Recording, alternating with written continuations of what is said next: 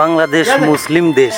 আমাদের এই দেশে প্রত্যেক বছরে কুরবানি ঈদে বহু ভাই বোনেরা কুরবানি দেন।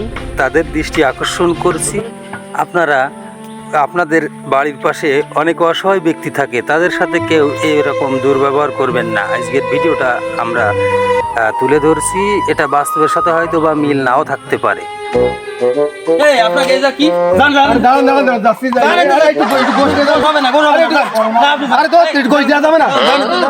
কি বড় লোক না কি আর কিছু আপনারা এখানে গোশ দিলে কি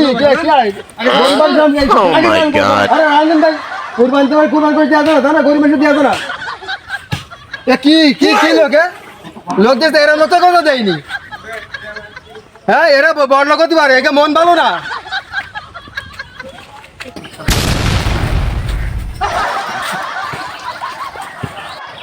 বাপরে চল দিই অন্য বাড়ি যাই, যেই দুই টুকুর বই যদি পাই, ছোট ভাই বোনি খাতি হওয়ার বলে তুমি ওই বাড়িতে গেলাম যাও নে ভাই গো দিনই।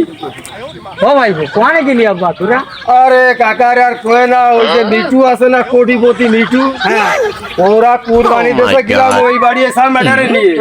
তা মনে করলাম একটু গোল যদি দে বাচ্চা কাছারে খাওয়াবানি, সে যে জানি বাড়িতে আরো তাড়ায় দিল। তা কি খবর, দুঃখের কথা থোয়ার জায়গা নেই আর বুঝছো না।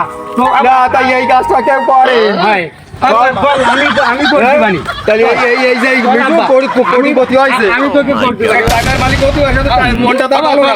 আমি তোর বাড়ি যাই গোট দিচ্ছি আব্বা। চল চল তোর জায়গা আছে, কও তুমি কও। ও ভাই তুমি দাঁড়াও ভাই, দাঁড়াও ভাই, দাঁড়াও তোমরা দাঁড়াও ভাই, দাঁড়াও। Oh my god! ওই যে মিঠু তোমাকে ঘাড় ধরে ধাক্কা মারলো তো আমার দেহে খুব কষ্ট লাগেছে, তাই আমি তোমাকে পিছন দিয়ে ডাক দিয়ে Oh my god! কষ্টে বুকটা ফাটে যাচ্ছে। ওর একটা সুদির টাকা গুটির টাকা ওই দিয়ে দিচ্ছে কুরবানি, ওই কুরবানি তো যায় Oh যাবে না। my god! ঠিক আছে, আরো তোমাকে যে ঘাড় ধরে ধাক্কা মারলো, আরো আল্লাহর আরশ পর্যন্ত কাঁপে গেছে। Oh ঠিক আছে, my তা God! তুমি মনে করে না।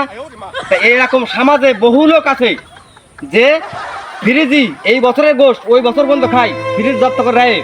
তা এই যে যারা করে এইগুলো আসলে এগুলো ঠিক না। পাশে গরিব মানুষকে না দিয়ে ওরা ফ্রিজ লোড করে দিয়ে দেবে। তাই এইগুলো সমাজে অনেক আছে। তাই এরকম আপনারা কেউ করবেন না, দয়া করি আপনাকে কাছে অনুরোধ করি যে আপনাদের বাড়ির আশেপাশে যারা গরিব আছে, ওই মিসকিন আছে, Oh my God! তাদের একটু গোশত দিয়ে আপনারা খাবেন। আমার কথা একটু সবাই মন দিয়ে মাথায় রাখবেন, দয়া করে আপনাদের দ্বারা অনুরোধ করছি যে প্রতি বছর যে কুরবানি আপনারা দেন, এই কুরবানিটা যাতে উপর আল্লাহ জায়েজ করে নেই সেই কায়দায় করবেন।